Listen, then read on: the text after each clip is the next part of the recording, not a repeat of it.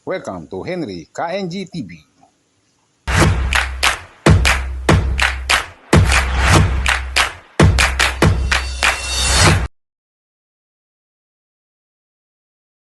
Good evening po. Ngayon po ay nandito tayo sa may Ahawan Luna sa may Divisoria. Bali nagbiyahe po tayo dito sa Maynila. Dito po tayo nakakuha ng buhay kanina sa may banda San Rafael, Bulacan to Second Avenue sa may Baliwag Transit po.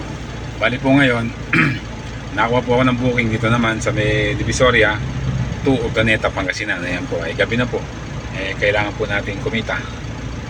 Po, bali na po. Kailangan po natin mag-overtime para po gumanda po yung kita natin yon. Bali po yung rate nya. Papakita po sa inyo rate. Bali po yung ang ikarga po ay prutas. Dito po naka-address sa Divisoria Mall. Divisoria Mall to Urdaneta, Pangasinan. Ayan po.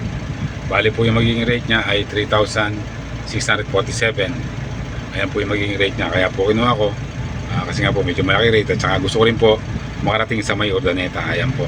Hindi po ina-arrive yan kasi nga po hindi ko pa po nakikita yung may-ari. Tinatawagan ko pa po. Ipinaparedy pa rin po niya yung mga ikakarga namin. Ayan po. Sana po ito ito. Ayan po.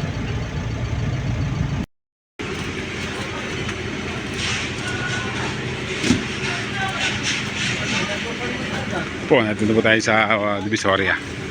Magkano po tayo ng prutas. Bali biyahe po ito. Urdaneta. Sana yung kumasya.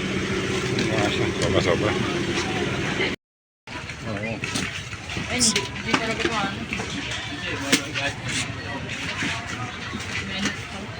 lalapit nila. Nagpalugod na. Nakakangawit dyan sa taas. Kala mo ba? Kala mo boss, nakakangawit dyan. Ikaw naman. Ano mo dyan? Pwede sub. Nakakangawit sa taas. Walang problema yan. Ilang kilera pa yan? Ano pa to? Anin? Ayan po, ginabi na po tayo.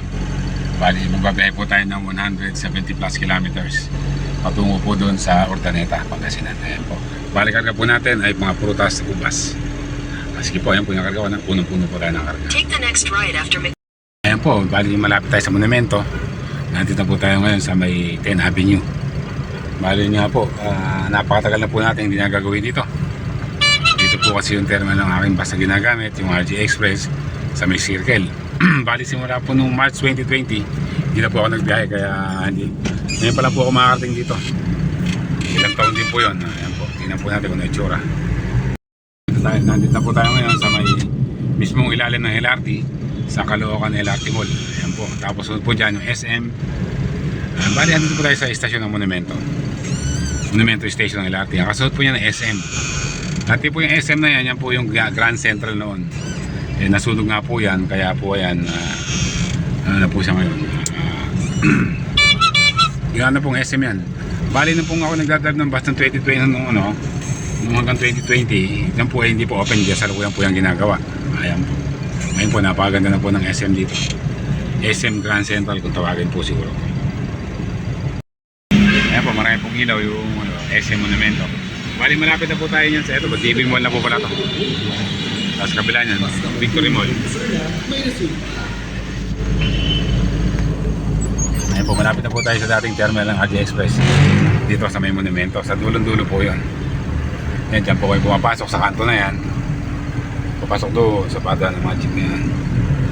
Kasi ito po yung harapan ng RG Express dati.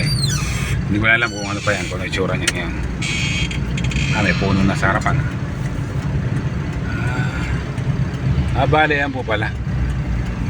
Marami po pong nagtitinda sa harapan. Ayan po. Bale yan, nagtitinda po. Bale sarado po yung loob pala. Sarado po pala yung loob ng RG Express. Ito po tayo sa Monumento Circle. Nandito tayo sa Tollgate Balintawak. Ayan po, Balintawak na po tayo. Ayan, nagpa-load po tayo kanina. Kaya bali marami po tayong load yan. Bali yan po, tatakbo po tayo ng 177 kilometers po ibabayin natin. Ayan po. Mamaya po kausapin natin yung may-ari nito na magdagdag siya. Kasi nga po medyo marami po yung karga niya. Sige po, update ka lang po kayo mamaya uli. Maraming salamat po. Ayan po, nandito na po tayo ngayon sa may papasok na po sa tollgate ng Tiplex. Pasok na po tayo sa T-Flex. Ano yan? Yan. T-Flex.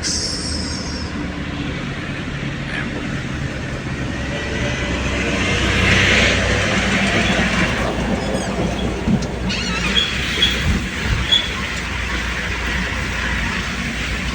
Astro. Po, dito lang po tayo dito. Ayan po. Saan na siya nabutasan? Saan Doon sa kinukuhanan pa rin namin. Kasi una kasi kong kinargahan. Tapos sumunod siya, tapos nung alis na, para kang malambot ah. May nakita, may nakatusok. Po, natipunta po tayo sa Urdaneta, Pangasinan. Po, yung mga pakwan dyan, sa sentro po tayo. Ayan, parang divisory rin po ito. Maraming paninda. Ito kasalukuyan binababa. Po, tapos na tayo magbaba. Bali, gabi nga po, madaling araw na. Ayun nga, bali, maganda po yung naging biyahe natin kahapon. Dahil nga po, yung biyahe natin kahapon ay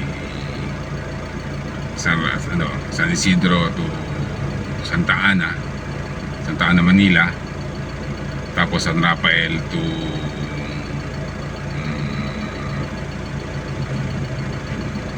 Second Avenue sa may Baliwag Transit.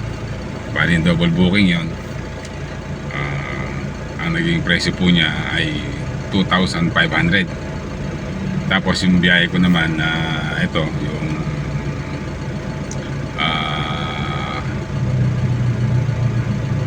Divisoria to Urdaneta, Pangasinan, ang naging rate nito ay mahigit 3,000. Tapos ayun, binigyan ako ng 5,000 nung customer, kaya yun, lumaki po yung kita ko kahapon. Ganun po pala kailangan. Mga long distance, malaki po yung nagiging kita talaga kapag may nakakasabay, at saka siyempre lalo na pagka mabait pa yung may customer, sigurado maganda ang kita. Ayan po, ganun po yun.